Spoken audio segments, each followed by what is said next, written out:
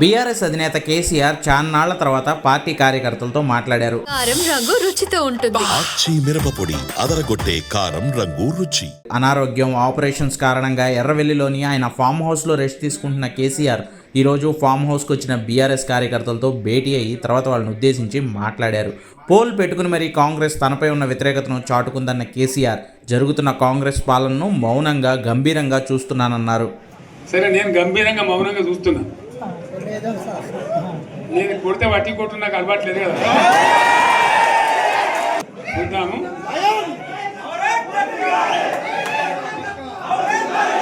నాలుగు రోజులు కానీ అన్నట్టుగా నేను చూస్తా ఉన్నా. కానీ మనోళ్ళందరూ కూడా ప్రతిపాదిస్తున్న ఏంటంటే, ఒక సంవత్సరం జరిగిపోయింది, సంగమేశ్వర ఆన్నే పన్నది, బసవేశ్వర ఆన్నే పన్నది, పాలమూరు ఉత్పత్తుల పథకం ఆన్నే పన్నది, కాళేశ్వరం అట్లా ఎండబెడుతున్నారు, ఇవన్నీ అన్యాయాలని. కాబట్టి ఫిబ్రవరి నెలాఖరులో ఒక పెద్ద బహిరంగ సభ పెట్టాలి, మీరు కథ చూడాలి, ఇది జరుగుతూ ఉంది. కాబట్టి మీరు కూడా పెద్ద ఎత్తున దయచేసి ఆ సభకు కదిలి రావాలి, చాలా దూరమే ఉండదు. ఆ రకంగా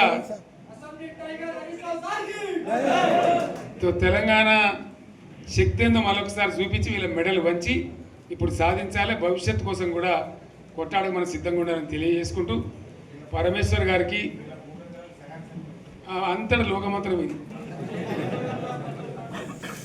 కోటి రూపాయల భూమి ఇప్పుడు 50 లక్షల కట్టలేదు.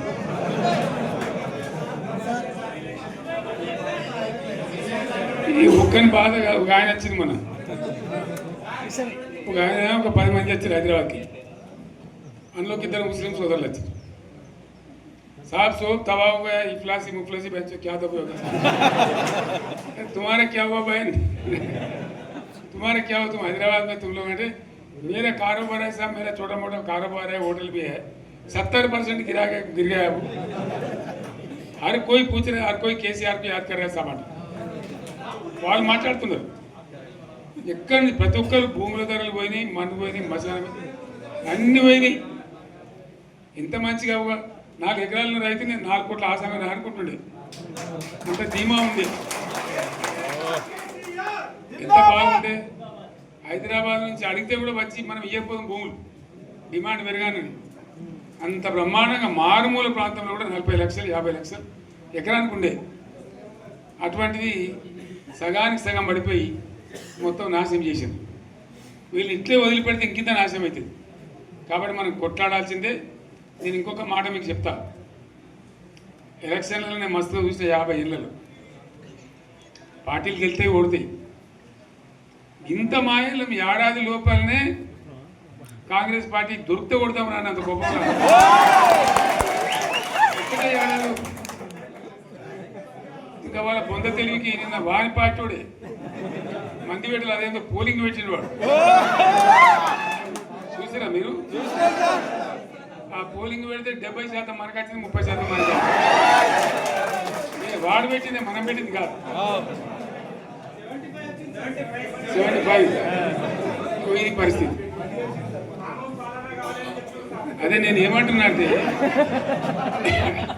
ఫామ్ హౌస్ అంటే ఏముంటుంది, వారి ఉంటుంది, మక్కు ఉంటుంది, అల్లం ఉంటుంది. కాంగ్రెస్ వాళ్ళు అంతా మనిషి చేస్తే పారబడి తవ్వచ్చు కూడా లంగత. దీన్ని ఫామ్ హౌస్ అని మనం బదనాం చేసి అంతే కదా. నేను ఏమంటున్నా అంటే, అన్ని మబ్బులు వీడిపోయినట్టు ప్రజలకు అన్నీ తెలిసిపోతున్నాయి. మంచి ఏంది, చెడ్డ ఏంది, ఏం జరిగింది అన్నీ ఇంకా ఘోరమవుతుందని చెప్తున్నా. వీళ్ళ తెలివితక్కువతనానికి ఏమైంది, నిన్న మొన్న రిపోర్ట్ వచ్చింది. Comptroller and auditor general of India అని కాగ్ అంటారు దాన్ని, కాగ్ రిపోర్ట్ వచ్చింది. పోయిన సంవత్సరం మన గవర్నమెంట్లో వచ్చిన ఆదాయం కంటే 13,000 కోట్ల రూపాయల ఆదాయం తగ్గిపోయింది. ఇంకా మార్చి పోయేవారికల్లా ఇంకో 3-4 వేల కోట్లు అవుతుంది, అంటే 15,000 కోట్ల ఆదాయం పోతుంది. మన గవర్నమెంట్ ఉన్నప్పుడు ప్రతి ఏడాది 15,000 కోట్లు పెంచుకుంటూ పోయింది, చెప్పేసుకుంటూ పోయింది. ఏడాది 10 నుంచి 15,000 కోట్ల ఆదాయం పెరిగేది మన టైంలో. అంత జాగ్రత్తగా మనం వ్యవహారం చేస్తాం. ఇలా ఉల్టా 15,000 కోట్లు పడిపోయింది. ఇంకా వాడేమిస్తాడుగా, ఇంకో ఇస్తారా? ఇంకో 4-5 నెలలు అయితే జీతాలే కష్టమైంది దొరుకుతుంది. అందరు పెండింగ్ పెట్టి రిటైర్ అయిన దొరుకుతలు పైసలు మీరు చూస్తారు కదా పేపర్లలో. సో ఆ విధంగా రాష్ట్ర ఆర్థిక పరిస్థితిని కూడా దివాలా తీయించారు. వాళ్ళతోనేం కాదు, 100కు 100% ఇప్పటికే ప్రజల నిర్ణయానికి వచ్చిండ్రు. డెఫినెట్గా రాబోయే గవర్నమెంట్ మనదే అని అనుమానం కూడా అవసరం లేదు. అయిపోయి ఉన్నాయి అది వీకే మళ్ళీ మొదటికి వచ్చానా కైలాసం ఆడలో పెద్ద పామింగినట్టు అంతే కదా. ఆలోచన లేకుండా ఎటు పెడితే అటు ఎవడో ఏదో చెప్తే నవ్వి ఓటేస్తే ఏమైంది అనేది ఒక మంచి గుణపాఠం ఇది తెలంగాణ గ్యారంటీగా.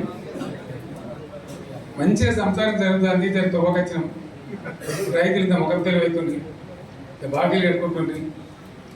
ఎంతోమంది పాపం సిటీలు వేసుకుంటారు, ఏదో వేసుకుంటారు. రైతు బంధు పైసలు పడితే ఎంత సంతోషం ఉంటుండే. ఆయన పోయి నేను గంగా వేసుకో ఇప్పుడు వాడు ఎంతడో ఏడో భగవంతుడు కట్ట ఇచ్చినప్పుడు మోసం ఏదో మళ్ళీ ఎలక్షన్ కోసం దానికోసం చేస్తారు తప్ప కడపడిన ప్రేమ వాడు ఇచ్చేది ఇచ్చే ఉంటుందా? మనం ఉన్నప్పుడు కరోనా వచ్చింది. కరోనా వస్తే కూడా నేను రైతు బంధు ఆపలే. కరోనా వచ్చి రాష్ట్రానికి రూపాయి ఆదాయం వ్యవసాయం అయితే జరగాలి కదా, తప్పదని చెప్పి ఈవెన్ కరోనా ఉంటే కూడా రైతు బంధు ఆపలే. అంత ఒక నిర్ణయం తీసుకొని రైతాంగాన్ని నిలబెట్టాలని, కాపాడుకోవాలని చెప్పి ఒక 4-5 మంచి స్కీములు తెచ్చి వాళ్ళని కాపాడుకుంటున్నారు. గౌరవంగా బతికిన రైతులు బీమా వచ్చినట్టు. రైతు బీమా పడితే ఎంతమందికి సాయం జరిగింది? గుంట భూమి ఉన్న కూడా మంచిగా సాయం జరిగింది, చిన్న రైతు కూడా సాయం జరిగింది. అట్లా అందరికి మనం గొర్రెల కాపలకు గొర్రెలు వేయడం కానీ, చేప పిల్లలు కానీ, అనేక రకాల అన్ని వర్గాల ప్రజలను ఎట్లా ఆదుకోవాలని అట్లా ఆదుకున్నాం. మా తెలంగాణ కదా మేము తెచ్చుకున్నాం కష్టపడి. మా వాళ్ళందరూ పైకి రావాలి. కాంగ్రెస్ గవర్నమెంట్, కాంగ్రెస్ పార్టీ మొదటి నుంచి కూడా ముస్లింలు ఓట్లేసుకున్న తప్ప ముస్లింలకు మనం చేసిందా? ఇమాం మౌజాలకు మనం జీతం ఇచ్చిందా? మన మధ్యలోనే ఫస్ట్ టైం వాళ్ళని గుర్తించి వాళ్ళని గౌరవించుకున్నాం. ముస్లిం మైనారిటీ పిల్లలకు, మన గిరిజన పిల్లలకు, మన ఎస్సీ పిల్లలకు, మన బీసీ పిల్లలకు ఎంత మంచి రెసిడెన్షియల్ స్కూల్ పెట్టుకున్నాం. అందరినీ కూడా ముందు తీసుకుపోవాలి. ఇవాళ మన కళ్ళ ముందని నాకు బాధ కలిగేది ఏంటంటే, చిన్న వర్గాల ప్రజలు కాన్వెంట్ స్కూళ్ళలో చదివించలేదు, వాళ్ళ పిల్లలు కూడా బాగా చదవాలని చెప్పి ఎస్సీలకు, బీసీలకు, గిరిజనులకు, మన మైనార్టీ సోదరులకు గురుకుల పాఠశాల పెట్టారు. అద్భుతమైన చదువు చదువుకున్నారు. ఇవాళ మొత్తం రోజు బడి పిల్లలు విషాహారము, కడుపు నొచ్చుడు, బాధపడు, పురుగులు అన్నం పెట్టుడు, పిల్లలు వెళ్ళిపోతున్నారు. ఆ స్కూళ్ళలో జిల్లాలకు వెళ్ళిపోతున్నారు. తల్లిదండ్రులు కూడా భయపడి తీసుకుపోతున్నారు. ఏం ఘోరం ఇది నాకు అర్థం కాదు. మళ్ళీ ఇది చేసి కూడా ఇప్పుడు మళ్ళీ అదే కాంగ్రెస్ పార్టీ అంతేనా? మళ్ళీ పాత కాంగ్రెస్ మోపైంది, మళ్ళీ కరెంట్ కోతలు మోపైంది. ఎండాకాలానికి ఏం గతి అవుతుందో మార్చి ఏప్రిల్ ఏమవుతుందో ఇంకా. కరెంటు కోతలు మోపైనాయి, మంచినీళ్ళు సరికొత్తలేవు, అడిగే నాతులు లేడు. ఎవడన్నా గట్టిగా నిలబెట్టి సిల్ల తీసాడితే వారికి పోలీసులు నిలబెట్టేయడం. ఇదేనా రాజ్యం? ఇట్లా ఉంటుందా రాజ్యం? ఎందుకు వచ్చింది పరిస్థితి చెప్తా. నాకేం గుర్తులేదు. నేనేమంటున్నా అంటే, ఇట్లా అనేక పనులు చేసుకున్నాం మనం. గోదావరి నుంచి నీళ్ళు తెచ్చుకున్నాం, నీళ్ళు తెచ్చుకొని మంచినీళ్ళ తర్వాత సాగు నీళ్ళు కూడా పడతాయి. మెదక్లో ఇంకా ప్రాంతం అంతా కొత్త అందినాయి నీళ్ళు, పాత మెదక్ జిల్లా. మీదికి మిగిలిన పైచీకి వచ్చేట్టు ఎకరాలు నీళ్ళ స్టెట్ పెట్టుకున్నాం. టెండర్లు పెంచడం, పనులు స్టార్ట్ అయినాయి, ఉత్తదాలు వచ్చిండ్రు, పనులు మొదలుపెట్టింది. ఇవాళ కాంగ్రెస్ గవర్నమెంట్ ఆ టెండర్లు ఎందుకు ఆపింది? సంగమేశ్వర, బసవేశ్వర ఎత్తిపోతల పథకాలు ఎందుకు నిలిపేసింది? ఎవరి కోసం నిలిపేసినట్టు? నేను హరీష్ రావు చెప్తున్నా, మీరు 2 తాలూకాల ప్రజలు కూడా సమీకరించి సంగమేశ్వర, బసవేశ్వర మీద పెద్ద ఎత్తున దండయాత్ర చేయాలని తప్పదు కదా. కొట్లాడితేనే తెలంగాణ వచ్చింది. ఇది కూడా రావాలని కొట్లాడాలంటే ప్రజలు విజృంభిస్తారు, అయితేనే నీళ్ళు వస్తాయి. సంగమేశ్వర లిఫ్ట్ రావాల్సిందే, బసవేశ్వర లిఫ్ట్ రావాల్సిందే. ఖచ్చితంగా రెండు తాలూకాలు కూడా 1,50,000 ఎకరాల నీళ్ళు వస్తే పంటలు పండితే మనం బతుకుతాం. ఫామ్ హౌస్ అంటే ఈడ ఏముంటుంది, వారి ఉంటుంది, మాకు ఉంటుంది, అలా ఉంటుంది. కాంగ్రెస్ వాళ్ళు అయితే మంచి చేస్తే పాల్పడి తవ్వచ్చు. రంగట దీన్ని ఫామ్ హౌస్ అని మనం బదనాలు చేసి అంతే కదా. నేను ఏమంటుందంటే అన్ని మబ్బులు విడిపోయిన ప్రజలకన్నా తెలిసిపోతుంది మంచి ఏంది, చెడ్డ ఏంది, ఏం తగ్గింది. కారం రంగు రుచితో ఉంటుంది. ఆచి మిరప పొడి అదరగొట్టే కారం రంగు రుచి.